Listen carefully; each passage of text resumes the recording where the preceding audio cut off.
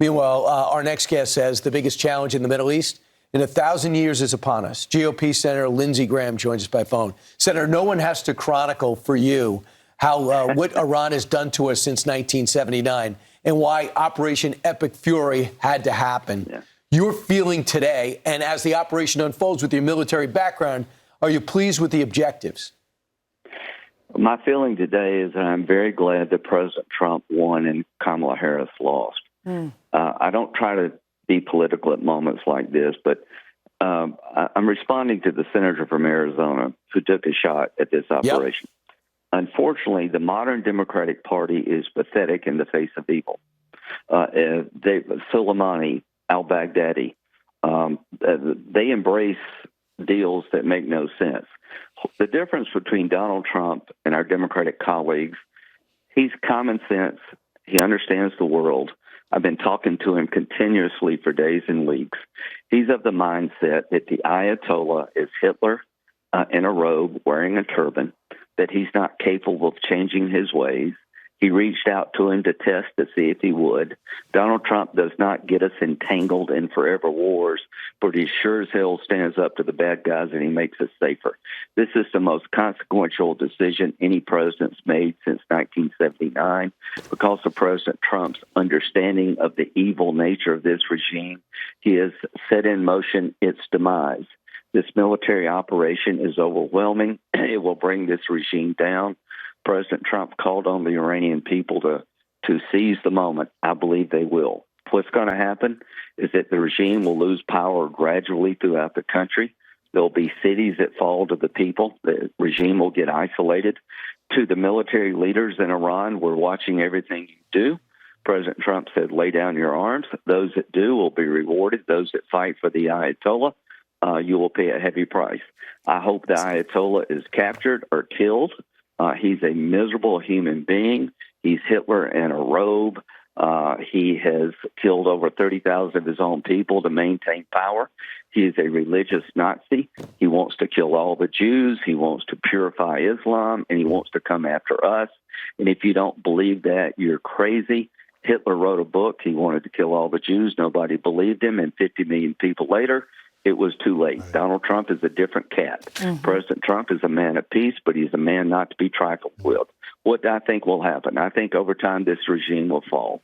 And let me tell you what's going to replace it. You're going to have people in Iran who love America, love Trump, and like Lindsey Graham, and they're going to be our allies. It's going to be messy, but here's the big picture. With the fall of the largest state sponsor of terrorism, the pathway to peace and prosperity in the Mideast is going to be wide, and it's going to be long, and it's going to be a 1,000-year moment here.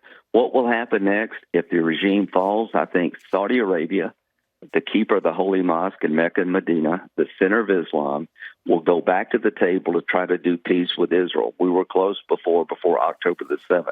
October the 7th was designed to stop normalization between Saudi Arabia and Israel. I think when this regime collapses, it will. We'll be back at the table of normalization. If Saudi Arabia recognizes Israel, it will be the biggest change in 1,000 years in the history of the Mideast. If this regime falls, Hamas, Hezbollah, and the Houthis, terrorist networks supported by Iran will collapse slowly but surely. The mothership of terrorism is about to go down. There's a new dawn coming in the Mideast. There's an opportunity for the region to build on the Abraham Accords started in President Trump's first term. This is the most significant thing that's happened in my lifetime. It's the most significant thing that's happened in the Mideast in 1,000 years. The gold standard for Republican foreign policy is no longer Ronald Reagan. It is Donald J. Trump. Donald J. Trump has liberated our backyard by taking Venezuela down, a narco-terrorist state. Cuba is now isolated because the mothership of Venezuela has fallen. He's gone after terrorist leaders, one after another. He is now on the verge of taking down the largest state sponsor of terrorism that's haunted America since 1979, American blood on his hands. And this is due to the resolve of President Trump and understanding who he's dealing with. President Trump understood that he really didn't have a good partner for peace. The Ayatollah is not interested in deals. He's interested in destruction. He has a religious Nazi view of the world. Hitler wanted a master race, the Aryan race, to rule the world.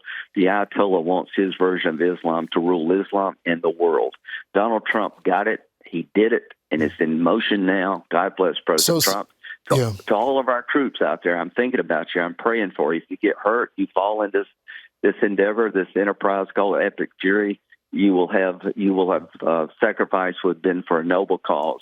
This is why you serve. To the American people, get behind this operation. We're about to liberate Iran, which will set in motion peace and prosperity no one could even envision as recently as a year ago. This is a big friggin' deal.